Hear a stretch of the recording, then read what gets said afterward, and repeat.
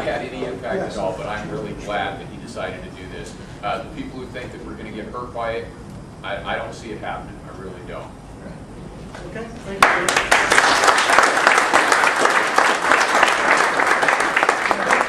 More on my website, firearmscoalition.org. New article in Shotgun News, and the most boring 50 caliber video on the web, on my site. My first shot with a 50 BMG. 1 minute of adjusting, and a split second of boom. So anyway, thanks guys. Actually, Dennis O'Connor and I went to a gun show. We both bought 22 rifles. He's on my ammunition, making things, fruit blow up and all that stuff. Which is, the cost of ammo got to be so high. Like 22 there. I got an AK-47 style 22 rifle. Figured I got to at least have a neat looking rifle for kind of go to 22. I got at least impress people with looking if you can't shoot this one. So anyhow, all right. We have, as far as VCDL goes, we have an explosion of things again. We've had some things that have been trickling along that we've been kept quiet even within the organization. The situation with Chet's and Becky is what we would keep quiet.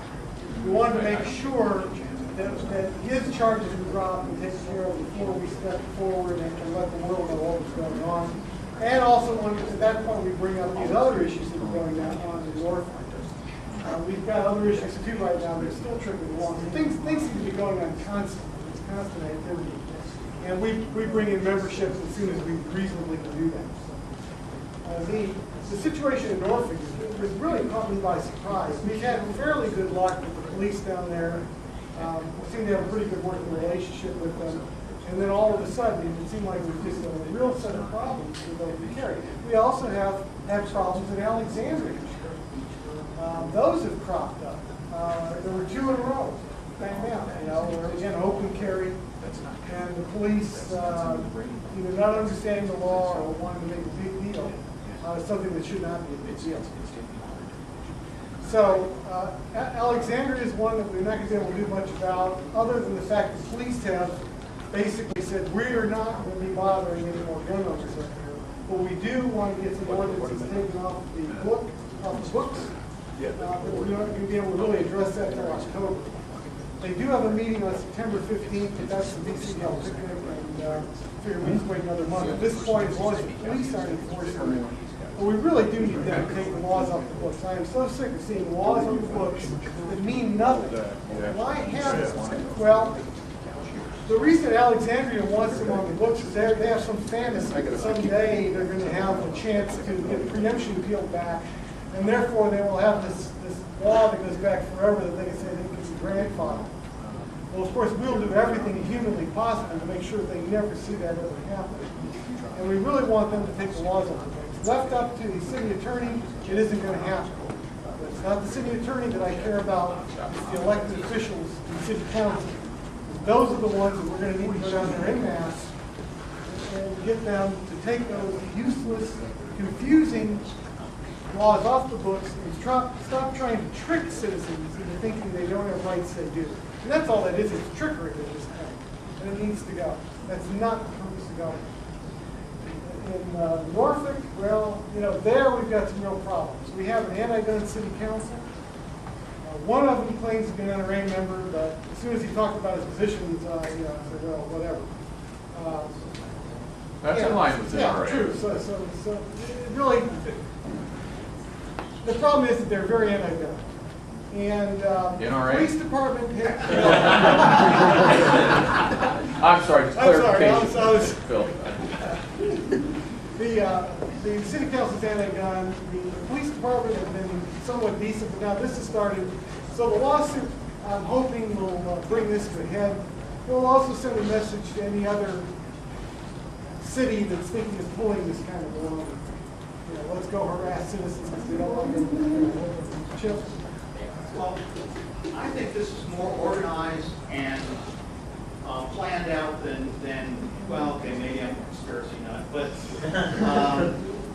if you think about what they're doing, it harkens back to the 60s.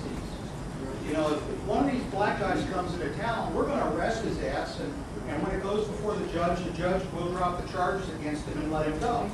But in the meantime, he's going to spend, 8 hours or 2 days or whatever in jail. And I think this harassment is directed exactly toward what they want to do. We're going to stop these uppity, fat old white guys from walking around with guns on their hips, because if we arrest enough of them and we delay them for 4 hours or 8 hours or 2 days, then these uppity people are going to stop doing this stuff. I've heard that theory before, and there may be something to it. Obviously we have no way of knowing if they really are, but they could be. Or a few localities could.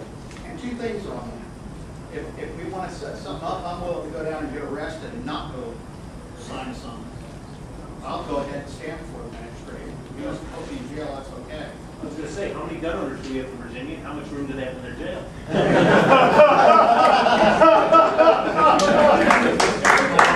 The truth of the matter is, the mistake they made was arresting a VCDL member. By doing that, they were now going to bring something that might have been done quietly, with a little bit of arm twisting to get people to be able to arrest people out of the public.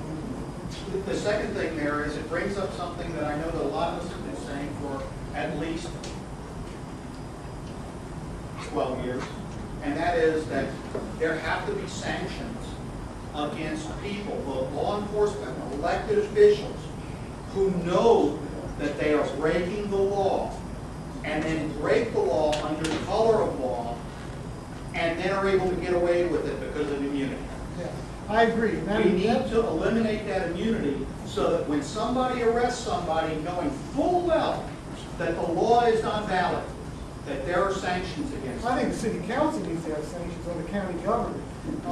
The board has been discussing this, and that's up on our list. Basically, what we want to be able to say is if they have fair notice that they have an invalid ordinance, and that ordinance gets basically, somebody gets charged with that ordinance, then now somebody's going to pay. Maybe financial, or maybe a financial penalty. We really want to look at this because you can't, as you say, you cannot let the county government or city governments run around and ignore the law. We don't get to do that. Why in heaven's name would we let them do this? I'll give you next. Kate? I just wondered, how much of this is coming from the mayor of Alexandria, who's a member of the Work Coalition? And is it happening in other states where the mayors are members of the coalition? I don't know. I haven't heard of it from other states. It could be that he's told, but the police are saying, we're not doing this anymore. So they may be against us. They're on the front line. If the mayor's involved, they may have just told him no. But I think that sometimes you get a situation where police just don't know the law. And they come in, they think they know the law. And then if you try to tell them what the law is, no matter how nicely you tell them, you can get stuck in a contempt of cop mode. They're going to make you pay for this because you're smarter than they are. Most of them aren't like that, but you may be just unlucky enough to catch one, and this seems to be happening in Norfolk. I hope that Chip's wanted this in a concerted effort. We'll be looking for that. We're not going to close a blind eye to it. Andrew. Follow up on hers. Do we know if Norfolk has signed on to anything with Bloomberg? And that is something to look into. Yeah, well, the list is up there. Has anybody seen Mayor Frank's name? Mayor Frank is on the coalition. Okay, there you go. So that Okay. may be something. That's interesting. That may be something to look into. Kosher theory. And I have one other thing.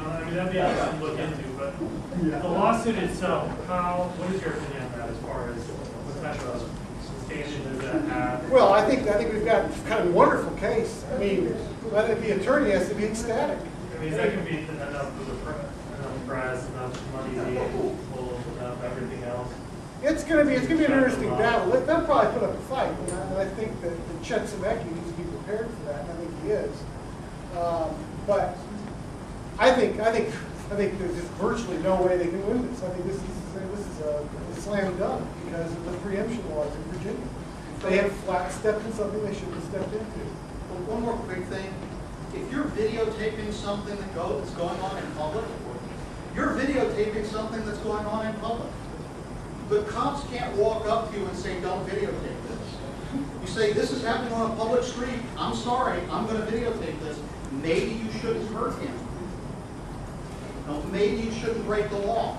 You have that right. They are not in any way protected on the street from being still photographed or videotaped. The problem you get is when the police are ignoring the law and then they're telling you you're going to go to jail. I mean, of course, there's some people who are willing to go to jail. In this case, Ms. Zemecki would have meant that the children would have had nobody, and of course, then police would put them in protective custody. By the way, this is one of my latest investments, or it's a VCDL investment, actually. The recorders, nice thing to have, especially if you're open carry, concealed carry. This is a great thing to have. If you're in the car, if you're walking around, you turn this thing on or leave it on. This thing can record 120 hours. So you can turn it on and just take it with you as you're walking around. Point is, you get an interaction mode, and I bought this for the press because of